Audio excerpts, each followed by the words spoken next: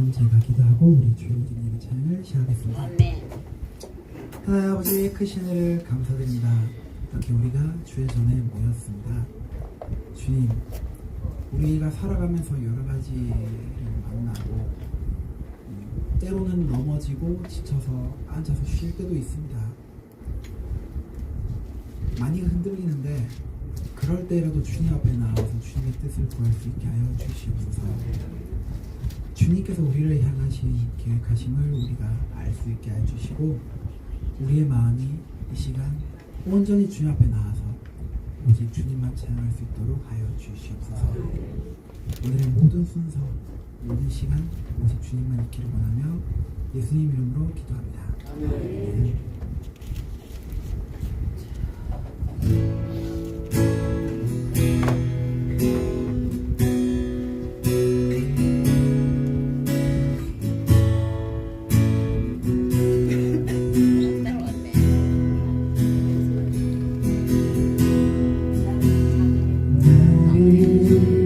지으신 주님 내 안에 계셔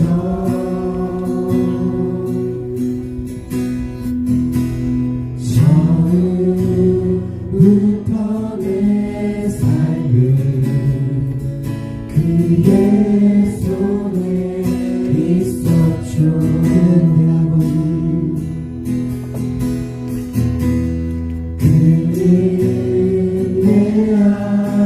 아버지 난 그의 소유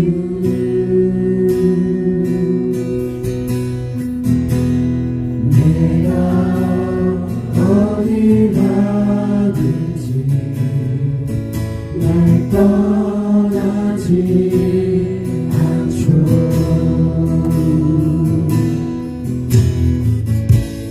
내 이름 아시죠.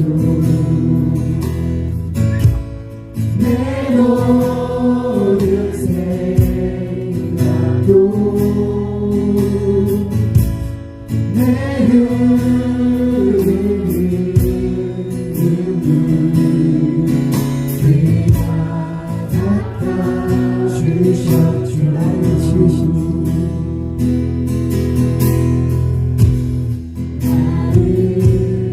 지으신 주님 내 안에 계셔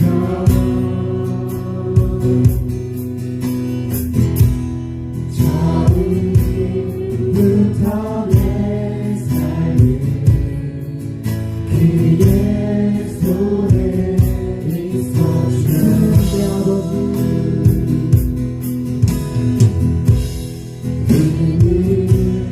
내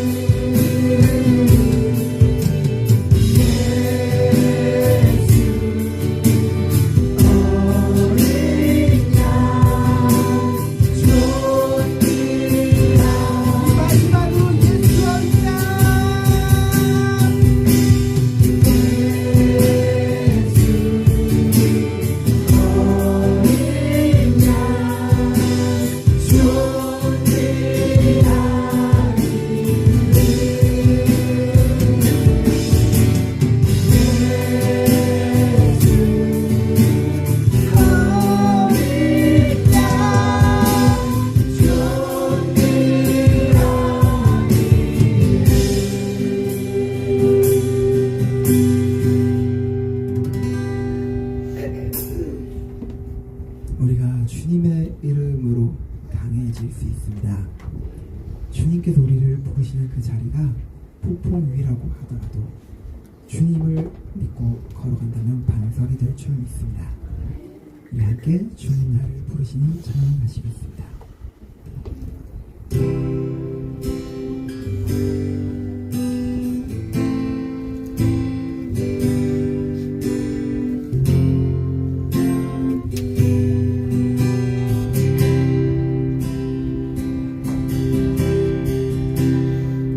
주님 나를 부르시니 두려움 없이 서 나아가리라.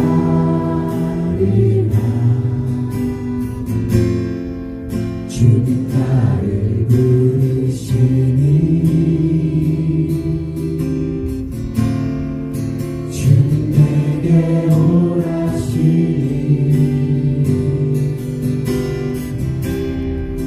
주님 보고 계시기에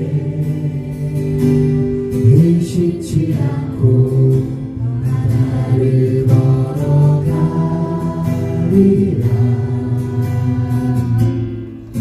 주님 보고 계시기에 주님 여기 계시기에 주님 여기 계시기에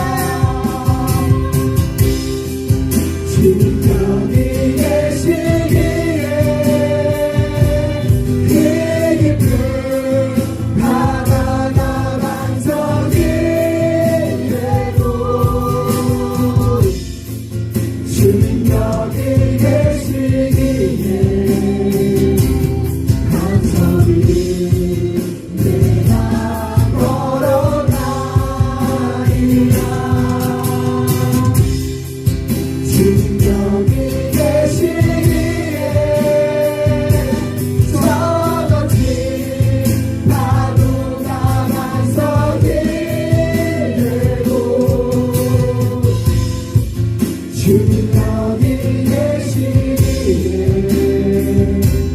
반석이 내가 걷습니다. 반석이 내가 걷습니다.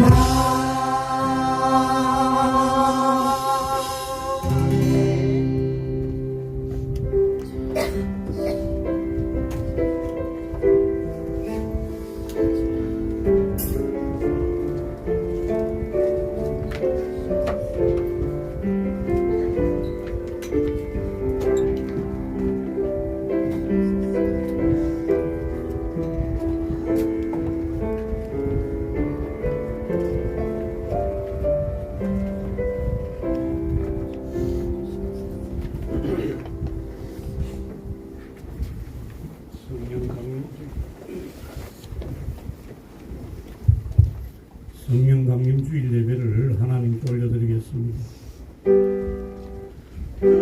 영광 중에 계신 주 나 찬송합니다.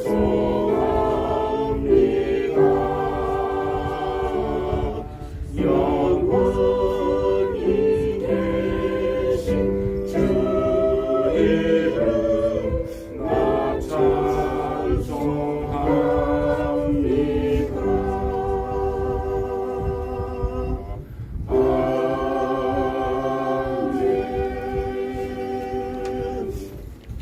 이는 물과 피로 임하신 이시니 곧 예수 그리스도시라. 물로만 아니요 물과 피로 임하셨고 증언하는 이는 성령이시니 성령은 진리니라. 증언하는 이가 셋이니 성령과 물과 피라. 또한 이 셋은 합하여 하나이니라. 성부 성자 성령 삼일체 하나님께 감사와 찬송과 영광을 올려드립니다. 천지를 창조하시고 크신 권능으로 열국과 만민을 다스리시는 성부 하나님, 홀로 영광을 받으시고 오늘도 우리 인생을 선하고 의로운 길로 인도하여 주옵소서. 십자가를 지심으로 인류를 죄에서 구원하신 성자 예수님, 이 자리에 임하사 예배하는 저희에게 구원의 기쁨과 부활의 감격이 차고 넘치게 하여 주옵소서. 성도들 곁에서 언제나 함께 하시며 의로운 길로 인도하시는 보혜사 성령님, 오늘도 우리에게 큰 힘과 능력을 주셔서 세상과 타협하지 않고 굳건한 믿음을 지키며 승리하는 삶을 살아가게 하여 주옵소서. 예수님 이름으로 기원하옵나이다. 성시교독은 135번입니다.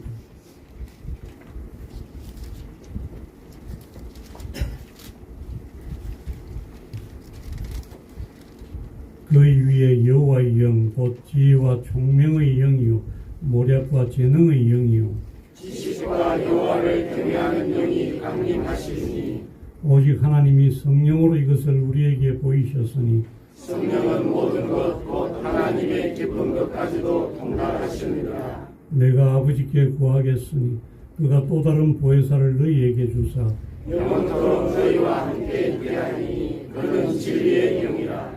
보혜사 곧 아버지께서 내 이름으로 보내실 성령, 그가 너희에게 모든 것을 가르치고 내가 너희에게 말한 모든 것을 생각나게 하리라. 오직 성령이 너희에게 임하시면 너희가 권능을 받고 예루살렘과 온 유대와 사마리아와 땅 끝까지 이르러 내 증인이 되리라 하시니라. 아멘.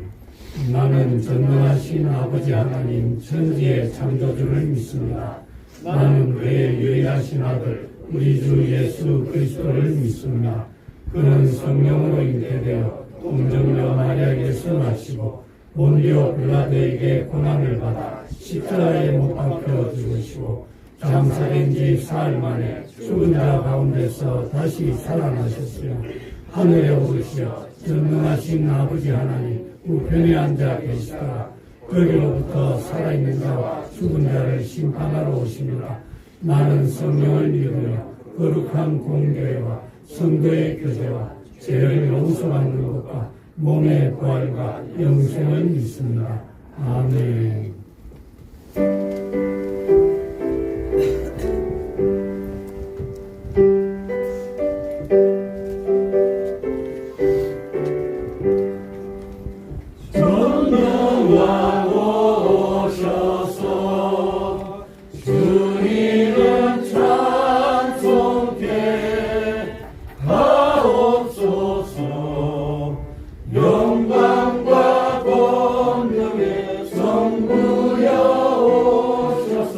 우리를 다스려 주옵소서. 왕생한 성자여 오셔서 기도를 들으소서. 택하신 백성들 복 내려 주시고 거룩한 마음을 주옵소서. 위로의 주 성령 오셔서 큰 증거 주옵소서. 전능한 주시여 각 사람 맘에서 떠나지 마시고 계십소서. 성삼위일체께 한없는 찬송을 드립니다. 존귀한 주님을 영광 중 배웠고 영원히 모시게 하옵소서. 아멘.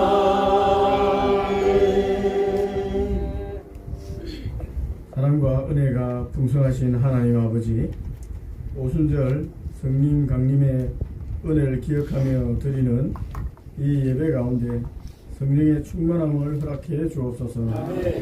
죽은 심령을 살리시고 진리로 이끄시며 하나님 뜻을 깨닫게 하시는 성령의 역사를 찬양합니다. 오늘 이 시간도 동일한 성령의 불이 우리 가운데 임하게 하시고 하늘의 음성을 듣는 복된 시간이 되게 하옵소서. 주님, 그동안 우리의 삶 가운데 주님의 뜻을 온전히 따르지 못한 제약이 있음을 고백합니다. 기도보다 염려에 익숙하고 사랑보다 이기적인 판단에 머무른 우리를 용서하여 주옵소서. 교회 안팎의 사역과 관계 속에서 먼저 낮아지지 못하고 성령의 뜻보다 자신의 감정을 앞세운 모든 것을 회개하오니 성령께서 우리 마음을 새롭게 하시고 진정한 회복으로 이끌어 주옵소서. 하나님, 이 나라의 대선이 끝난 지금 혼란한 정국이 안정되게 하시고 정직과 공의, 겸손한 자세로 이 나라를 이끌 행정부 지도자들을 세우게 아버지 선하게 간섭하여 주옵소서. 경제위기, 국제적 긴장 속에서도 우리 국민 모두가 평안을 누리며 나라가 정의롭게 서도록 하나님 도와주옵소서. 주님의 몸된 푸른숲 교회를 위해서 기도합니다. 말씀을 전하시는 담임 목사님께 성령의 강건함을 허락하셔서 선포되는 말씀마다 생명의 능력이 넘치게 하옵소서.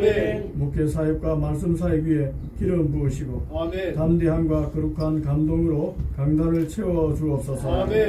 또한 장로님들과 모든 재직자들에게 충성의 영을 부어 주셔서 주님의 몸된 교회를 섬김과 헌신으로 감당하게 하여 주옵소서. 각자의 자리에서 충성을 다하는 기쁨과 열매가 있게 아버지 특별한 은혜도 다하여 주옵소서. 육신의 질병으로 고통받는 환우들에게 주님의 치유의 손길을 더하시고 특별히 우리 바오키 군사님 가정을 위로하여 주옵소서.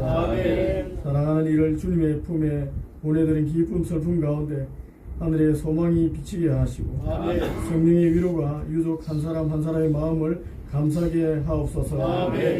다가오는 여름 아동부 성경학교를 주님께 올려드립니다. 이 지역의 아동들 많이 전도되게 하시고 전도된 이 아동들과 함께 아버지 하나님 모든 프로그램에 정말 천국 잔치가 될 수 있도록 아버지 하나님 이 지역 아동들 저희들에게 많이 보내주시고 이 아동부 성경학교가 아버지 특별한 은혜 속에 아버지 하나님 이 진행될 수 있도록 간섭하여 주옵소서. 참가한 아이들 한 명 한 명이 예수님 만나게 하시고 하나님 나라가 이 땅에 이루어지는 것 맛볼 수 있도록 아버지 하나님 이 지역 복음화 될 수 있도록 저희들에게 기회를 허락하여 주옵소서. 섬기는 모든 선생님들과 섬기는 손길 위에도 지혜와 체력과 사랑을 더하셔서 한 마음으로 준비하게 하옵소서. 아버지 하나님 우리의 가정과 일터, 교회 사역과 전도의 현장마다 성령님께서 주관하여 주옵소서. 아멘. 예배하는 시간 우리의 마음이 성령으로 충만하게 하시고 아멘. 각자의 삶의 자리에서 예수 그리스도의 향기를 드러내는 제자 되게 하옵소서. 아멘. 이 모든 것 우리 주 예수 그리스도 이름으로 기도드립니다. 아멘. 주와 생명 되신 주 이 몸을 바치옵니다. 믿음과 소망 사랑에 한마음 되게 하소서.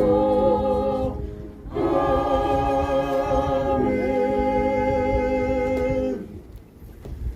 하나님께서 오늘 우리에게 주시는 말씀 요한복음 16장 7절에서 15절까지 말씀입니다.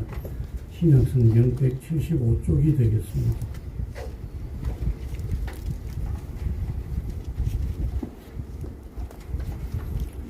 저 한 절, 여러분 한 절 교독하도록 하겠습니다.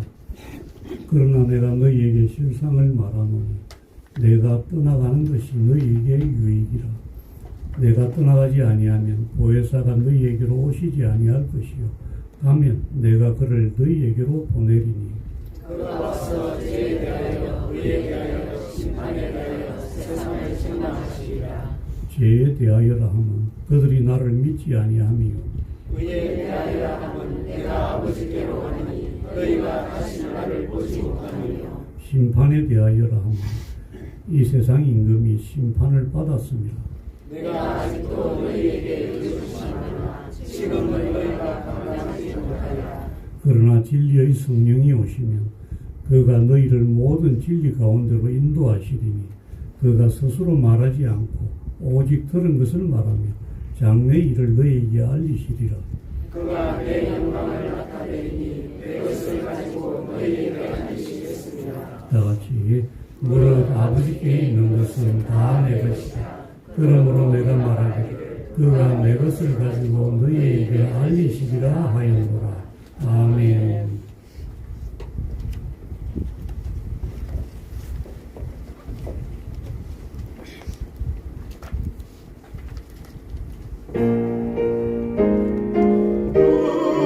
같은 성령 임하셔서 불성한 은혜와 주 사랑 주소서.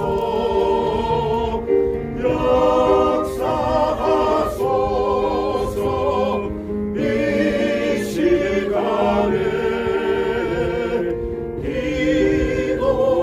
기도합니다. 성령의 충만은 오순절 거룩한 성령께서 충만한 은혜 주신다. 신실한 주의 약속 믿는 자 새롭게 변화받으리. 흩어진 초대교회 성도들 담대히 복음 전했네. 순교한 그들 따라 우리도 나가서 복음 전하자. 불같은 성령 임하셔서 풍성한 은혜와 주 사랑 주소서. 역사하소서. 이 시간에 기도합니다. 성령의 충만은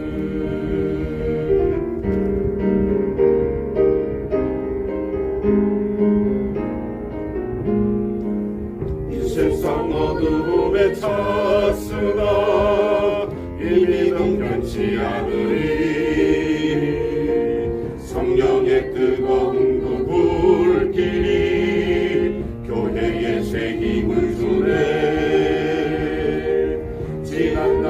증거들의 기도로 그 문 이루었었네. 오늘날 그와 같은 성령을 다시금 부어주소서.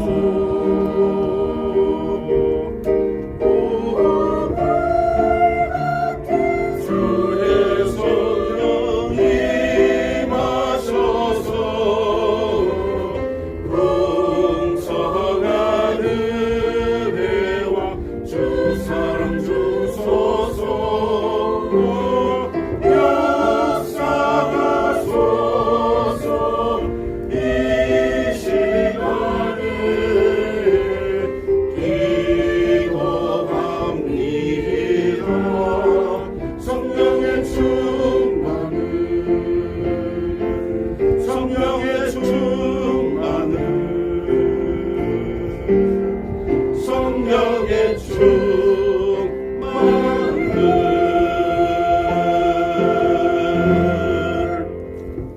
아멘. 하나님께 영광의 박수 올려드리겠습니다.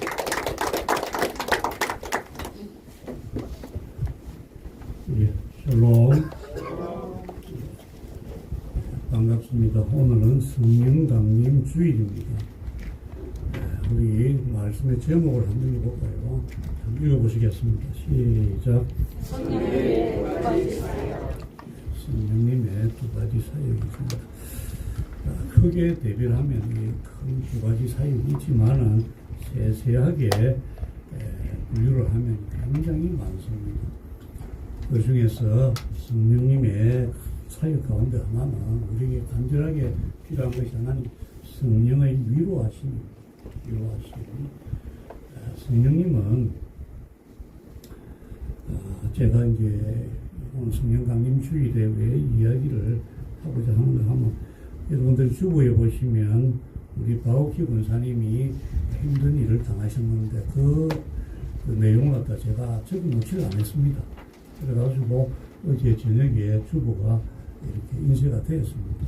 그런데 오늘 아침에 제가 그림 파일에는 그 내용을 넣어놨어요. 넣어가지고 우리 권사님이 그 글귀를 보면 마음이 아프실까 싶어가지고 그걸 보면 얼마나 마음이 아플까 그 생각해가지고 제가 못 넣었던 겁니다. 제뿐만 아니라 우리 박 목사님도 그걸 못 넣었습니다. 요즘은 주부 작업을 같이 하거든요.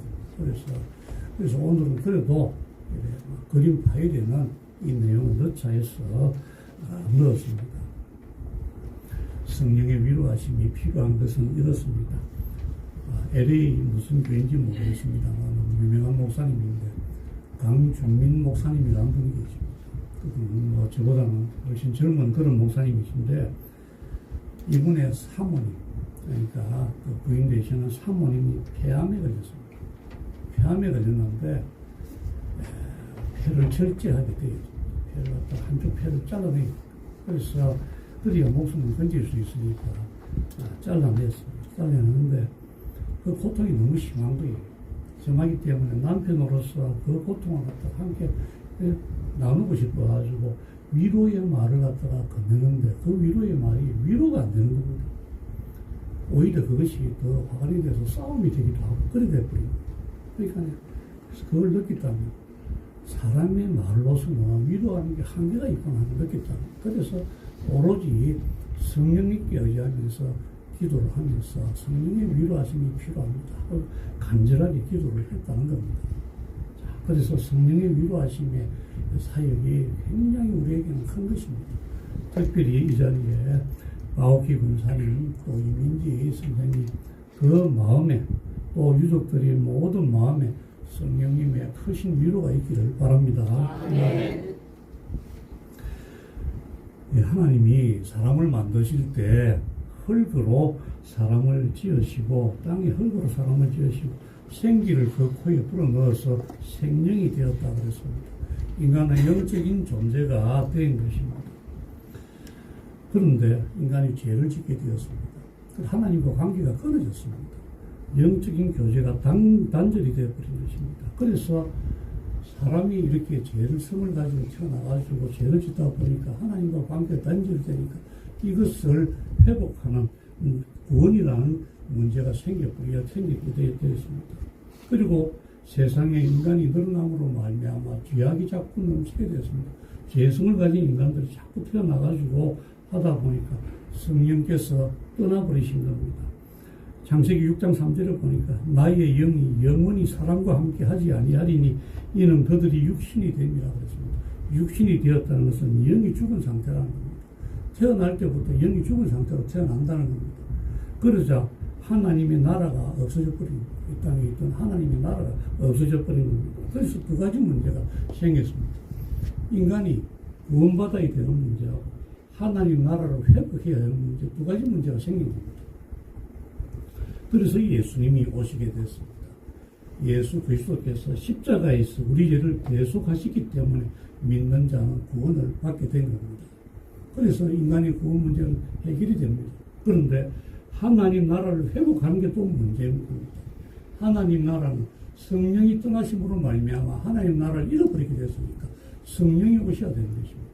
그래서 하나님께서는 구약 말에 하나님께서는 선지자들을 통해서 영을 부어주시기로 약속을 하셨습니다. 요엘 선지자, 요엘 선지자를 통해서 내 영을 만민에게 부어주리니 이렇게 약속을 하셨습니다. 그러고 나서 시간이 지나니까 예수 그리스도께서 오시고 부활하시고 또 성천하실 때 제자들에게 예루살렘을 떠나지 말고 아버지의 약속하신 것을 기다리라고 말씀하신 것입니다. 그분이 바로 성령이라는 거죠. 성령이 오실 때를 기다리라고 했습니다. 그런데 오순절이 되니까 성령께서 오신 것입니다. 그래서 성령이 오심으로 말미암아 이제 우리가 하나님 나라를 회복할 수 있게 된 겁니다. 자, 그런데 오순절 이전의 성령과 오순절 이후의 성령은 좀 차이가 있다는 겁니다. 오순절 이전의 성령은 일시적으로 사사라든지 왕이라든지 선지자라든지 제사장들이라든지 이런 사람들에게 임하고 성령의 사역이 끝나면 성령은 떠나가시버립니다. 영원히 우리하고 거하지 못하시더랍니다. 그런데 성령 강림주의로 오신 성령께서는 영원토록 우리와 함께 하시기 위해서 오셨던 것입니다.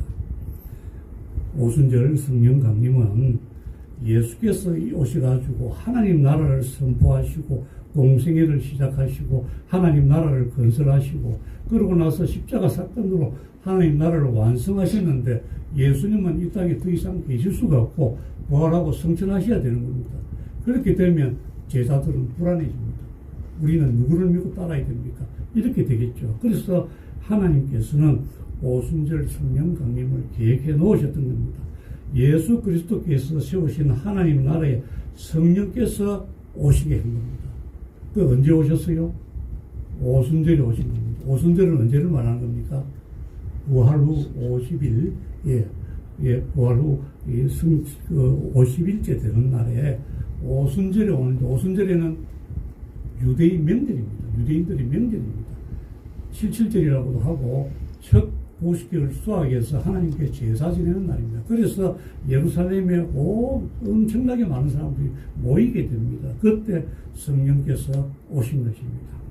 자, 하나님 나라를 통치하시고 예수님이 만들어 놓으시고 선포하시고 완성해 놓으신 하나님 나라를 통치하실 왕이 오시는데 그분이 성령이시라는 겁니다. 그 성령이 오셔가지고 이제 우리와 함께 영원히 함께 계시게 되었다는 겁니다. 그래서 예수님이 성령 강림을 갖다가 뭐라고 말씀하시느냐, 오늘 7절을 한번 읽어보시기 바랍니다. 7절 시작. 지금 너희가 너희에게 세상을 말하노니 내가 떠나가는 것이 너희에게 유리다. 내가 떠나가지 않으면 그곳에서 너희에게로 오시지 아니할 것이요 하나님과 그를 너희에게로 보내리니. 아멘. 성령 강림은 예수님이 떠나셔야지 성령께서 오시게 되는 겁니다. 예수님은 시간과 장소에 제약을 받는 그런 육신을 입고 계신 분입니다. 성령은 그런 제약을 받지 않으시죠. 그렇기 때문에 시간적인 공간적인 제약을 받는 예수님이 아니라 성령께서 오셔가지고 온 세상을 갖다가 다니실 수 있는, 온 세상을 통해서 역사하실 수 있는 성령께서 오셔야 되는 겁니다. 그 성령께서 오시는데 성령께서 오시는 그 중요한 의미가 또 뭐냐 그러면 우리 사도행전 1장 8절에 보면 오직 성령이 너희에게 임하시면 너희가 무엇을 받고 있습니까? 권능을 받고, 권능은 dynamit이라고 합니다. 예루살렘과 온 유대와 사마리아와 땅끝까지 이르러 내 증인이 되리라고 했습니다. 온 땅끝까지 이르러서 내 증인이 되면 거기에 뭐가 생긴다는 얘기입니까? 교회가 생긴다는 교회. 교회를 세우시기 위해서 성령 강림이 중요했던 것입니다. 온 세상에 복음이 전파되기 위해서 교회가 필요한데 그 교회를 세우시려고 그러면 성령께서 오셔야 되고 그것이 바로 하나님 나라가 넓어지는 것이기 때문에 그렇습니다.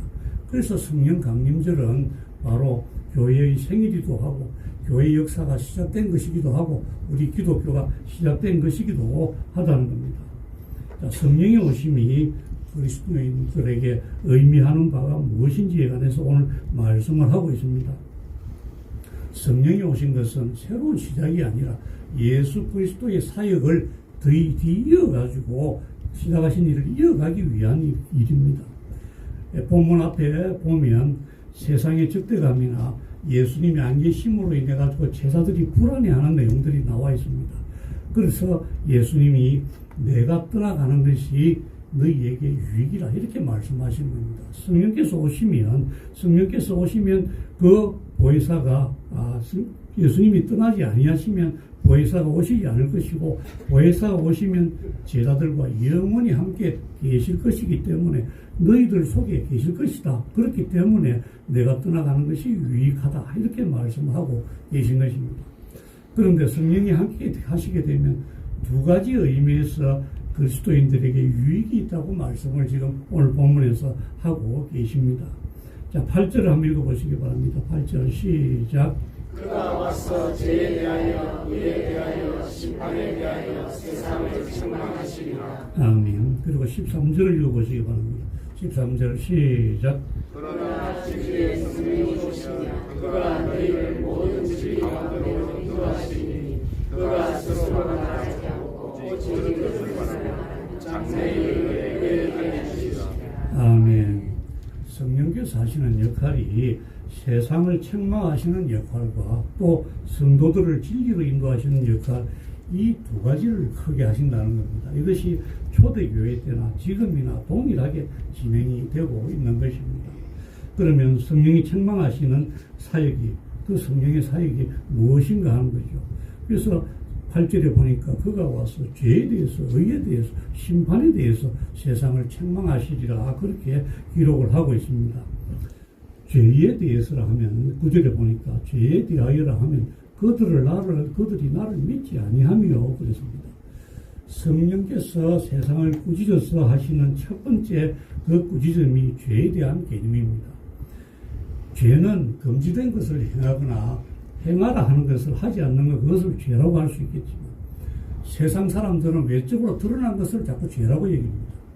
살인이라든지 절도라든지 이것은 죄라고 여깁니다. 이것은 죄의 열매입니다. 죄의 열매. 그런데 죄가 뭐냐면 죄의 근원이 되는 뿌리를 봐야 된다는 겁니다. 성령께서 하시는 일이 바로 죄의 깊은 근원을 갖다 보여주시는 건데 바로 불신앙을 얘기합니다. 예수 그리스도를 믿지 않는 그 불신앙이 죄의 근원이라는 겁니다. 사람들은 예수 그리스도를 믿지 않기 때문에 어떻게 했습니까? 십자가에 못 박아서 죽여버렸습니다. 메시아를, 자기들을 구원할 메시아를 못 박아서 죽여버린 것입니다. 이 십자가 사건이 인간의 죄를 극명하게 드러내는 절대적인 증거가 되는 것입니다. 성령께서는 이것을 인간들에게 깨닫게 하시려는 것입니다. 세상 사람들은 믿지 아니하는 것, 우리가 신앙을 가질 수도 있고 안 가질 수도 있다. 헌법상에 보면 종교의 자유가 있습니다. 그래서 믿든 안 믿든 자유라고 이야기합니다. 안 믿는 게 무슨 죄냐 이렇게 생각하고, 그것은 신앙의 자유라고 이야기하지만 우리 성경은 뭐라고 얘기합니까? 이것은 죄의 뿌리라고 말씀하고 있습니다. 바로 오늘 9절에 보니까 죄에 대하여라 하면 그들이 나를 믿지 아니하며, 이것은 예수님이 분명히 죄라고 얘기를 하고 있습니다. 예수님을 믿지 않는 것이 죄라는 것을 세상에 전하시기를 바랍니다. 자, 그리고 무엇에 대해서 심판하십니까? 의에 대해서 심판합니다. 의에 대하여라 하면 10절에 보니까 내가 아버지께로 가니 너희가 다시 나를 보지 못하며 그랬습니다. 성령께서는 세상이 생각하는 의에 대해서 고정관념을 깨뜨려버립니다. 사람들은 전부 다 자기가 어렵다고 생각을 합니다. 그래서 다른 사람이 하는 행동이나 행위나 생각이나 이것을 죄악시하는 경향이 있습니다. 그래서 바리새인들이 그랬죠. 바리새인들이 자기는 항상 어렵고 다른 사람들은 거룩하지 못하고 어렵지 못하다고 그렇게 봤습니다. 이것을 사람들이 다 가지고 있다는 거예요. 사람들은 그래서 자기가 어렵기 때문에 다른 사람을 항상 정죄를 하게 됩니다. 그러면 온 세상이 다 각자 자기가 어렵고 다른 사람을 죄가 악하다고 얘기를 해버리면 어떻게 됩니까? 다른 사람들을 정죄하게 되니까, 대적하게 되니까 이 세상은 인간의 여의가 인간 사회를 파괴시키는 그런 꼴이 되어버리는 것입니다. 사울이 그렇습니다. 사울은 바리새인이고 율법으로는 자기가 흠이 없다고 생각을 한 사람입니다. 그래서 자기가 어렵기 때문에 스데반 집사가 돌에 맞아 숭배할 때도 그것도 죽어서 마땅하다고 그렇게 생각을 했던 겁니다. 자기 의로 볼 때는 그 자는 정죄를 받아서 죽어서 마땅하다는 겁니다. 이런 식으로 세상은 굴러가게 되는 것입니다. 하지만 예수님이 다메섹 도상에서 사울에게 나타났습니다. 청년 사울에게 나타나서 사울아 사울아 네가 어찌하여 나를 박해하느냐 하고 책망을 하신 것입니다. 그 책망이, 그 예수님의 책망이 바로 성령의 책망이라는 겁니다. 성령의 책망을 들은 사울은 변화됩니다. 변화돼서 성령의 충만함을 받게 되는 것이요. 그래서 성령께서는 진정한 의라는 것은 인간 스스로 행위해서 얻는 그 자기 의가 아니라 그것을 분명하게 말씀하시고 세상의 의에 대해서 책망을 하시는 겁니다. 성령께서 말하시는 의는 하나님의 의인데 예수님께서 지금 여기서 무엇을 말씀하시냐 그러면 내가 의에 대하여라 하면 내가 아버지께로 가니 너희가 다시 나를 보지 못하면 합니다. 세상 사람들은, 그때 세상 사람들은 예수님을 뭐라고 그랬습니까?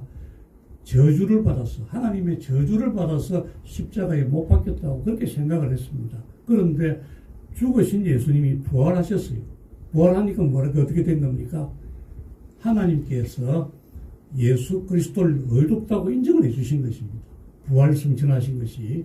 자, 그래서 사람들이 저주로 유죄 판결을 갖다가 예수님께 했지만은 하나님은 예수 그리스도를 살리셔가지고 무죄하고 어려우심을 증명하셨고 그래서 하나님 곁에 하나님 보좌 우편에 오르게 되었다는 것입니다. 이것이 하나님의 의를 얘기한 것입니다. 그래서 성령께서 책망을 갖다가 의에 대해서 책망을 세상에 대해서 세상 사람들의 의에 대해서 책망을 하신다는 겁니다. 성령께서는 이것을 가르쳐 주시겠다는 것입니다. 오직 자기 의가 아니라 오직 하나님의 의만을 전파하시는 우리 성도님들 되시기를 바랍니다.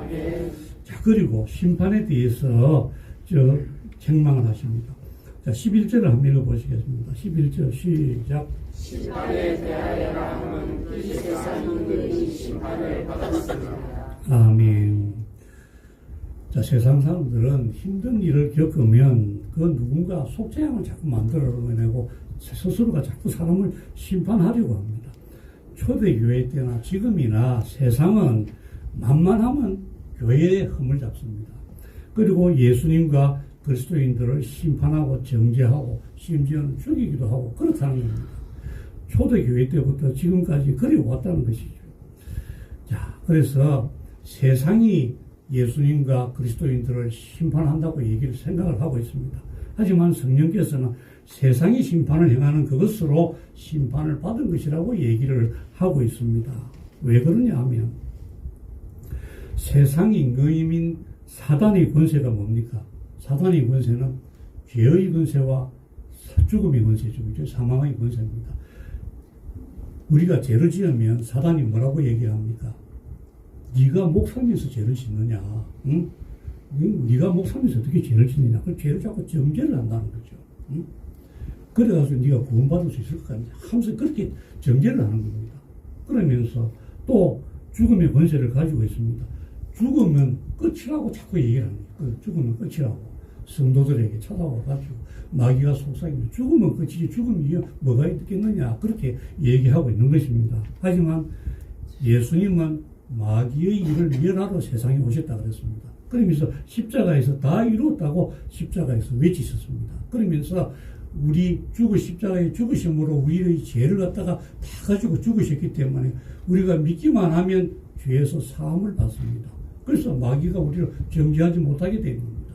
마귀의 권세를 깨뜨려 버립니다. 마귀를 심판해버린 것입니다. 그리고 죽으셨지만 부활하셨습니다. 부활하셨으니까 마귀의 어떤 권세를 깨뜨린 겁니까? 죽음의 권세를 깨뜨려 버린 겁니다. 마귀는 죽음의 끝이라고 얘기를 하지만 예수님은 죽으셨지만 부활하셨습니다. 그러면 죽음 뒤에 삶이 있다는 것입니까? 없다는 것입니까? 삶이 있다는 것입니다. 신령한 몸으로 다시 산다는 것입니다. 그래서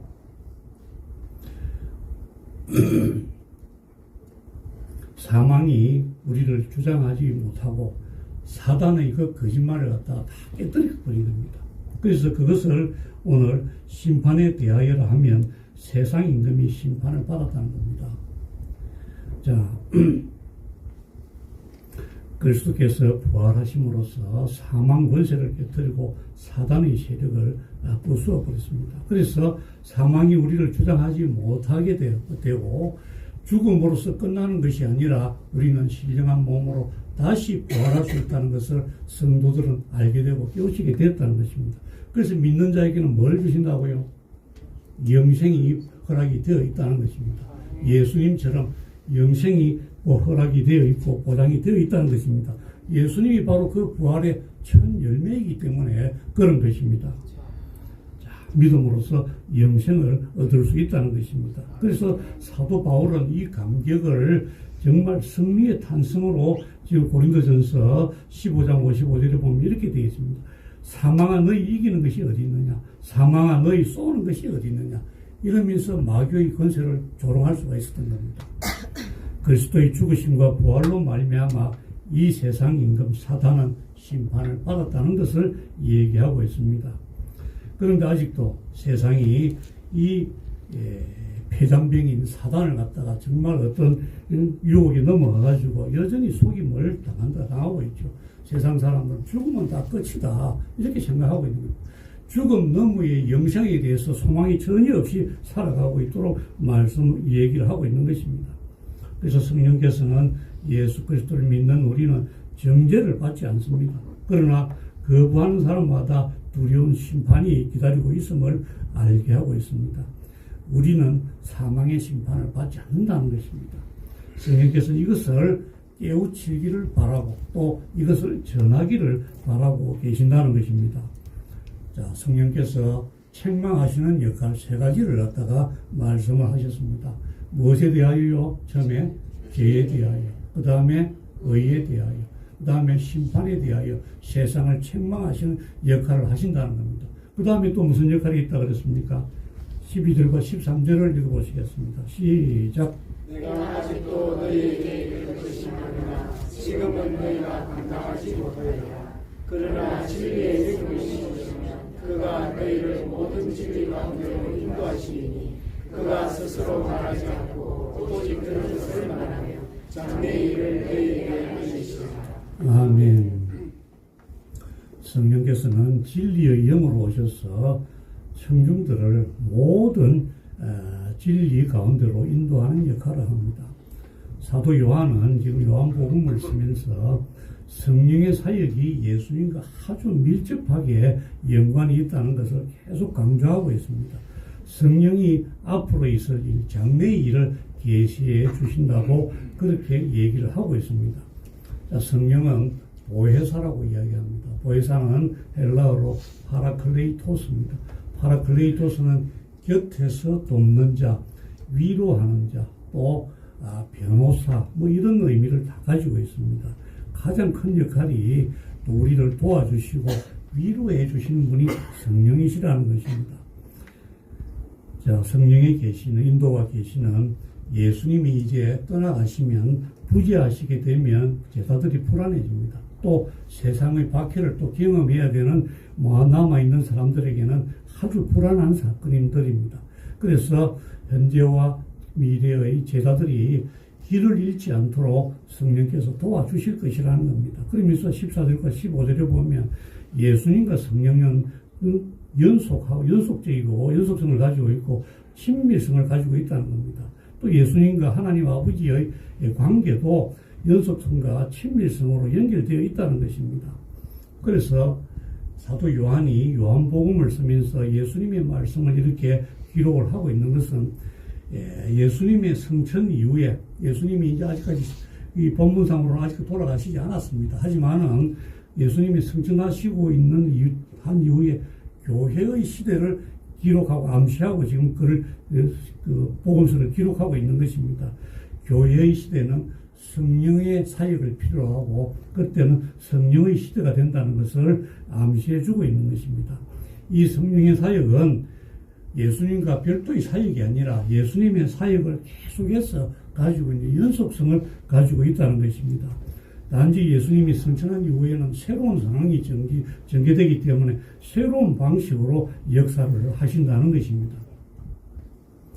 결과적으로 예수님이 안 계신다는 것은 이제 진리의 영이신 성령께서 오신다는 것을 말씀하는 것이고 또 진리의 영이 우리와 동행하신다는 것은 예수님의 영이기도 하니까 예수님과 결국 친밀한 동행을 한다는 것을 얘기를 하고 있습니다.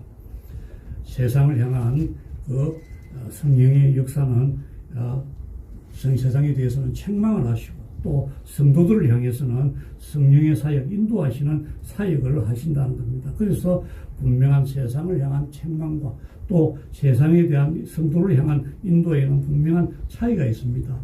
그리고 진리의 성령은 성도를 핍박하는 세상에서는 감당할 수 없는 무서운 심판자가 되십니다. 하지만은 고난받는 그리스도인들에게는 진실한 위로자가 되신다는 것입니다. 오늘 우리가 성령 강림 주일을 맞이하여서 오늘 이 본문은 성령님의 두 가지 사역에 대해서 말씀을 나누고 있습니다. 오늘 우리에게 많이 필요한 것은 성령께서 우리를 도우시는 분이고 우리를 찾아와서 위로하시는 분이라는 것을 기억하시고 주님 안에서 소망을 가지고 진리의 영이신 성령님의 인도하심을 받는 우리 성도님들 다 되시기를 바랍니다. 아버지 하나님, 성령 강림 주일로 저희들이 지키게 하심을 감사드립니다. 죄와 의와 심판에 대해서 세상을 책망하시고 깨우치게 하시고 고난 중에 성도를 위로하시며 진리의 영으로 오신 주님을 높여드립니다. 오늘 주신 말씀대로 항상 진리의 영이신 성령의 인도하심을 받기를 원하는 우리 성도님들 다 되게 하여 주시옵소서. 그리고 또한 자녀를 잃은 그 아픔과 슬픔 가운데에 계신 우리 박옥희 군사님과 또 이민지 집사님 또 모든 가족들을 주님께서 이 시간 찾아와 주셔서 성령의 위로를 더하여 주시옵소서. 아멘. 예수님 이름으로 기도드리옵나이다. 찬송가 185장을 부르시면서 봉헌하는 시간 갖도록 하겠습니다.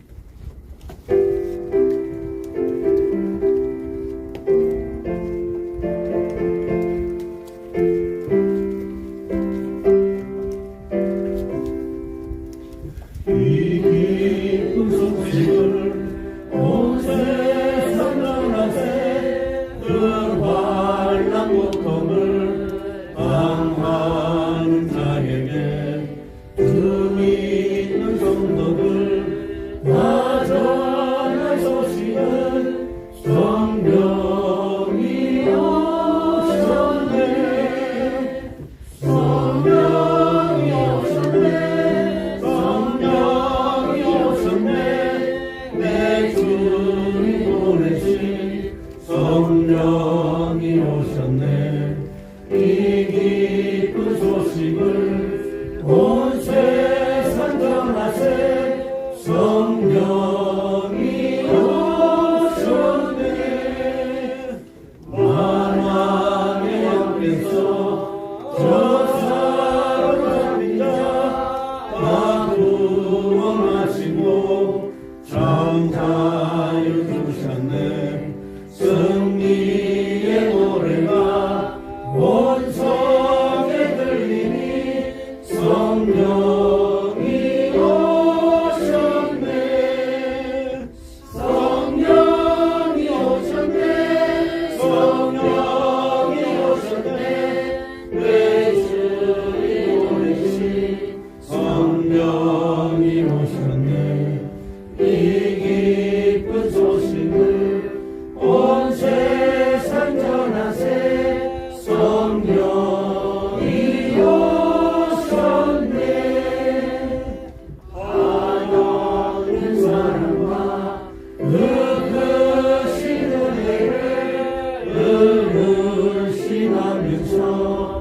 안 믿는 자에게 내 작은 힘으로 보충을 하리니 성령이 오셨네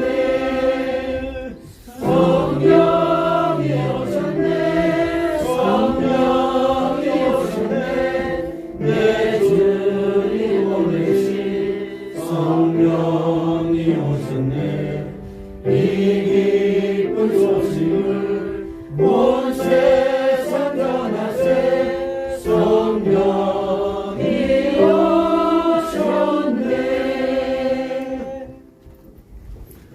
자비로우신 아버지 하나님, 오늘 성령 강림 주일을 맞이하여 주님 앞에 나와서 예배드리게 해주시니 감사를 드립니다.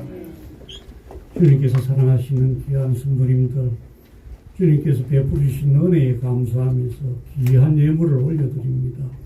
11조로 감사헌금으로, 주정헌금으로, 절기헌금으로, 건축헌금으로, 성경헌금으로, 그리고 각종 후원금으로 올려드리오니 마음과 뜻과 정성을 모아 올려드리는 이 예물들을 주님께서 기쁘게 받아 주옵소서. 이 예물이 사용되는 곳에 하나님의 영광만이 드러나게 하여 주시옵고 복음 전파에 사용되는 귀한 예물 되게 하여 주시옵소서.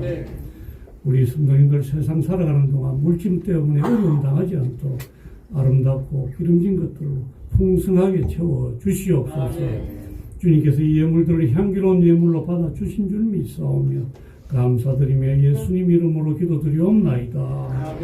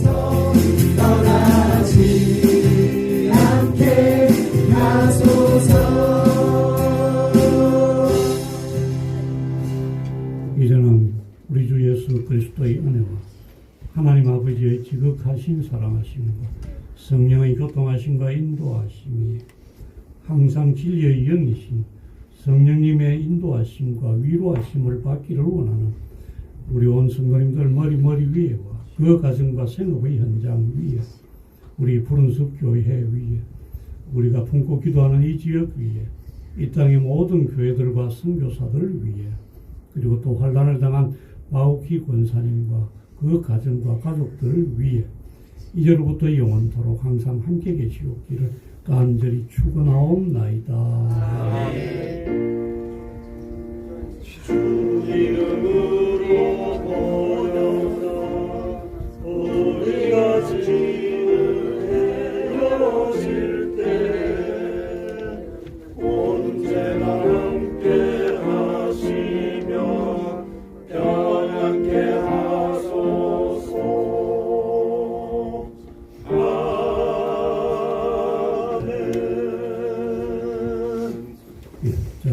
잠시 앉아주시기 바랍니다.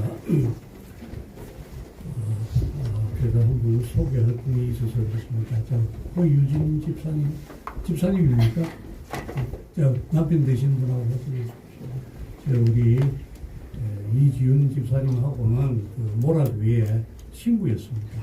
그래서 오늘 수영로 교회에 다니시는데 그 수영로 교회가 50주년 기념일입니까? 행사를 몇 주년입니까? 뭐 기념 행사를 하는데 50주년 기념인데 오늘 뭐 예배를 안 드린다 그래요. 그렇습니까? 아닙니까? 제가 잘못 알아들은 것 같습니다. 예. 어쨌든 수영로교회 다니시는데 우리 교회에 오늘 이렇게 인사하면서 참석하게 되었습니다. 예쁜 따님도 오늘 같이 데려와서 위에서 예배 드리고 있습니다. 자, 우리 감사, 박수 감사합니다. 여기 와주셔서 장로님 또 교회 소식 전해주시겠습니다.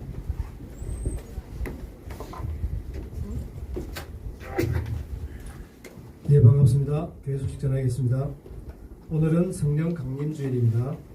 오늘 오후에는 성경 통독 가이드가 있습니다. 1시 30분에 열왕기 상하 박지용 목사님께서 인도해 주시겠습니다. 푸른숲교회 홈페이지가 개설되었습니다. 도면 주소는 한글로 푸른숲교회 영어로 KR입니다.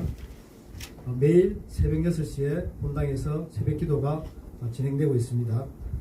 6월부터는 유튜브 방송으로도 송출되어 오니 참석 못하시는 분들은 유튜브 방송으로 함께 하시면 되겠습니다. 6월 한 달 동안 교적부 내용을 업데이트하고 있습니다.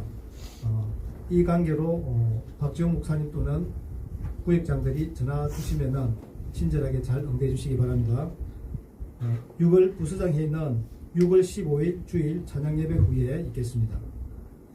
간판 시안 디자인이 최종적으로 2명이 제출하여 제출된 디자인 시안을 업체에 의뢰하여서 성도님들께 최종 안을 내도록 하겠습니다. 장례 소식 있습니다. 박옥희 권사님 가정에 고 이한수 아들 장례가 은혜 가운데 잘 마쳤습니다. 성김 있습니다. 강당꽃 서태행 집사님께서 섬겨 주셨습니다. 이번 주 식사 봉사는 박성숙 권사님, 서태행 집사님, 다음 주 유경은 윤희정 권사님께서 수고해 주시겠습니다. 예, 이상입니다. 1시 30분, 1시 25분까지 본당에 모여주시기 바랍니다. 예, 식사 진행하겠습니다.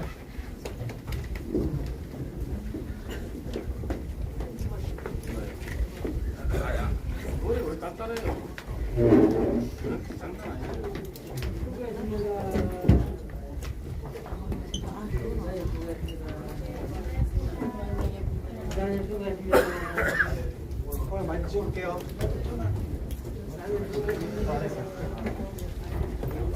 안녕하세요. 안녕하세요. 오랜만에 왔네. 이뭐 저기 비치다가 그래도 옛날 다녔다. 어제 못 먹었어. 신기하네.